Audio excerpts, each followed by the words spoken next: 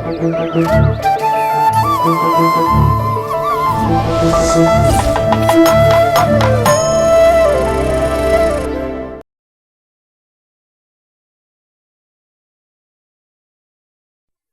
இல்லைன்னு சொல்லல, இருந்தா நல்லா இருக்கும்னு தான் சொல்றேன். இது கமல் பேசிய வசனங்களில் ஒன்று. கடவுள் மறுப்பு கருத்துக்களுக்காக இந்துக்களின் எதிர்ப்பை சம்பாதித்துக் கொண்டவர் கமல். ராமகோபாலன் போன்ற தீவிர மதப்பற்றாளர்களின் வாயில் விழுந்து புறப்படுவது அவருக்கு புதியதல்ல. எப்போதுமே கடவுள் பற்றிய விஷயத்தில் தன்னை பகுத்தறிவாளராக காட்டிக்கொள்ள தயங்கியதே இல்லை கமல்.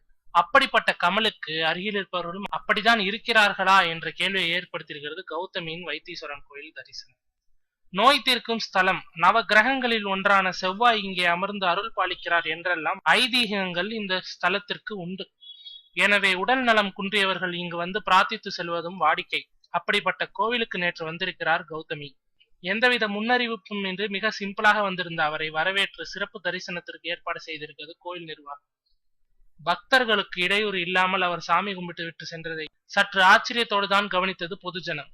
எந்த நோக்கத்துக்காக கௌதமி வந்தாரோ, ஆனால் அவர் கமல் உடல் நலம் இல்லாமல் இருக்கிறார் அல்லவா, அவர் விரைவில் குணமடைய வேண்டி வந்திருப்பதாக கிசுகிசுக்கவும் தவறவில்லை அதே பொதுஜனம்.